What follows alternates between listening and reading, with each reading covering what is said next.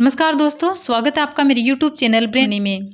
दोस्तों, आज की इस वीडियो में हम आपको बताएंगे पीपल पूजा से जुड़ी कुछ ज़रूरी बातें जो शायद आपको पता नहीं होंगी और आप जानना चाहते होंगे। जैसे कि पीपल में जल सूर्योदय से पहले देना चाहिए या सूर्योदय के बाद में। पीपल में दीपदान किया जाता है, वो क्या सूर्यास्त से पहले करें या बाद में। क्या सुबह और शाम दोनों समय पीपल के नीचे दीपक जला सकते हैं या नहीं। क्या शनिवार के दिन ही पीपल में जल दे सकते हैं, अन्य वार को नहीं। क्या पीपल में जल देने या दीपदान करने के बाद पीपल की परिक्रमा करना ज़रूरी है या नहीं। अगर ज़रूरी है तो कितनी परिक्रमा करें। तो इस प्रकार की ये बातें आपको आज की इस वीडियो में बताएंगे। तो दोस्तों, सबसे पहले हम जानते हैं कि पीपल की पूजा करने से हमें क्या क्या लाभ होते हैं। पीपल एक ऐसा पौधा है जिसकी पूजा से बहुत चमत्कारी और बहुत ही शीघ्र लाभ माना गया है। ऐसा देखा भी गया है कि कोई व्यक्ति बहुत लंबे समय से बीमार है, बहुत परेशान है, तो वो पीपल में जल अर्पित करता है तो उन्हें बहुत जल्द स्वस्थ होने में लाभ मिलता है और उन्हें उनकी दवाइयों का असर होता है और वो बहुत जल्द स्वस्थ हो जाता है। आप आर्थिक रूप से परेशान हैं, आप शारीरिक रूप से परेशान हैं, मानसिक रूप से आप बहुत अधिक परेशान हैं, तनाव में रहते हैं, चिंता में रहते हैं, कर्ज में डूबे हुए हो, यानी कि आपको किसी भी प्रकार की परेशानी हो, तो अगर आप पीपल की पूजा करते हैं, पीपल में जल देते हैं, दीपदान करते हैं, पीपल की परिक्रमा करते हैं, तो आपके जीवन की समस्त समस्याएं बहुत शीघ्र दूर होती हैं। पीपल की पूजा के बहुत चमत्कारी लाभ हमारे शास्त्रों में भी बताए गए हैं। अगर आप किसी भी प्रकार की ऐसी परेशानी से ग्रस्त हैं जिसका निवारण आपको नहीं मिल रहा है, जिसका कारण भी आपको समझ नहीं आ रहा है, तो आपके आसपास पीपल का वृक्ष हो या मंदिर में पीपल का वृक्ष हो, तो आप हर शनिवार को पीपल में जल देने जाएं और शाम के समय दीपदान कीजिए, तो आपको बहुत ही जल्द आपकी चिंता से, आपकी परेशानी से छुटकारा मिलेगा। दोस्तों, कारण ये होता है कि हमारे शास्त्रों में ऐसा माना गया है कि पीपल के वृक्ष में कई देवी देवताओं का वास होता है। 33 कोटि देवी देवता इस वृक्ष पर वास करते हैं। भगवान विष्णु, भगवान शिव और ब्रह्मा जी स्वयं इस वृक्ष पर वास करते हैं और माता लक्ष्मी भी समय समय पर पीपल के वृक्ष पर वास करती है। इस तरह जब 33 कोटि देवी देवताओं का आशीर्वाद हमें मिलता है, भगवान श्री का आशीर्वाद हमें मिलता है और हमारे पितर भी पीपल के वृक्ष में वास करते हैं। पीपल के वृक्ष को पितरों का वास माना गया है। जब हम पीपल पूजा करते हैं तो हमें इन सभी का आशीर्वाद हमें प्राप्त होता है और हमारी मनोकामना शीघ्र ही पूर्ण हो जाती है और हम किसी भी परेशानी से ग्रस्त हैं तो वो परेशानी बहुत ही शीघ्र दूर हो जाती है। इसलिए पीपल की पूजा बहुत ही चमत्कारी, बहुत ही लाभकारी मानी जाती है। तो आप भी पीपल की पूजा कीजिए, आपको भी शीघ्र लाभ प्राप्त होगा। कुछ लोग ये जानना चाहते हैं कि कितने शनिवार पीपल की पूजा करने से लाभ प्राप्त होता है। तो आपको कम से कम 7 शनिवार तो पीपल की पूजा अवश्य करनी चाहिए। अगर आप लगातार 11 या 21 शनिवार करते हैं या इससे भी अधिक करें, तो जैसे आप शुरू कर रहे हैं, आप 7.5 में हैं या फिर आपके ऊपर ढैया चल रही है, तो आपको निरंतर ही हर शनिवार को पीपल में जल देना चाहिए।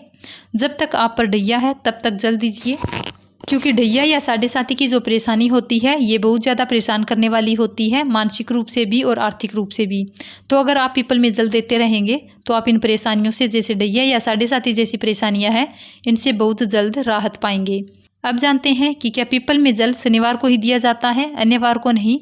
अगर आप रविवार को छोड़कर किसी भी वार को पीपल में जल दें तो अच्छा ही होगा, शुभ ही होगा।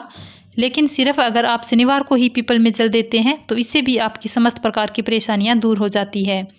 शनिवार एक विशेष दिन है और स्वयं शनिदेव कहते हैं कि शनिवार के दिन जो व्यक्ति पीपल में जल अर्पित करेगा तो उसे शनि से जुड़ी किसी भी प्रकार की परेशानी है तो मैं उसे समस्त परेशानियों से मुक्त कर दूंगा। और शनि से जुड़ी कोई भी परेशानी आपको है और जो भी शनिदेव की पीड़ा से जूझ रहे हैं तो वो शनिदेव के खराब फल, या अगर शनिदेव आप पर किसी भी प्रकार से प्रभाव डालते हैं तो उससे आपके जीवन में आर्थिक, शारीरिक, मानसिक तमाम तरह की परेशानियां आपके जीवन में आती है।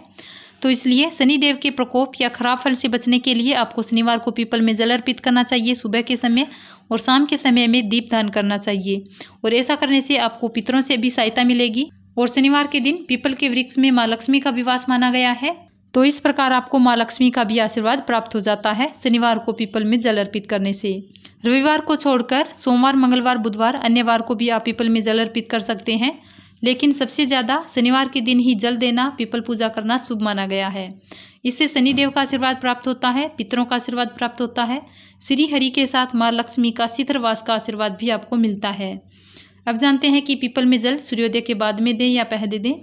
तो माना गया है कि पीपल में जल सूर्योदय से पहले देना चाहिए, मतलब सूर्य निकलने से पहले हमें पीपल में जल दे देना चाहिए।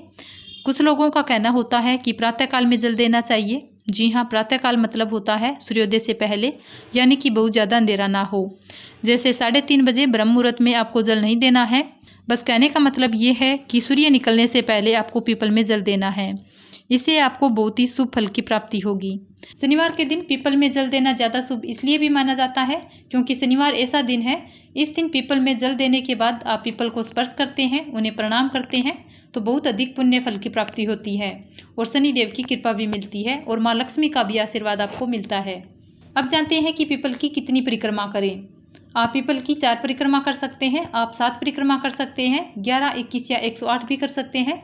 इतनी ज़्यादा नहीं तो 4 या 7 परिक्रमा जरूर करें और परिक्रमा करते समय ओम नमो भगवते वासुदेवाय नमः मंत्र का जाप कर सकते हैं या फिर आप जिस देवता में ज़्यादा विश्वास रखते हैं उस देवता के नाम का भी स्मरण करते हुए पीपल की परिक्रमा कर सकते हैं।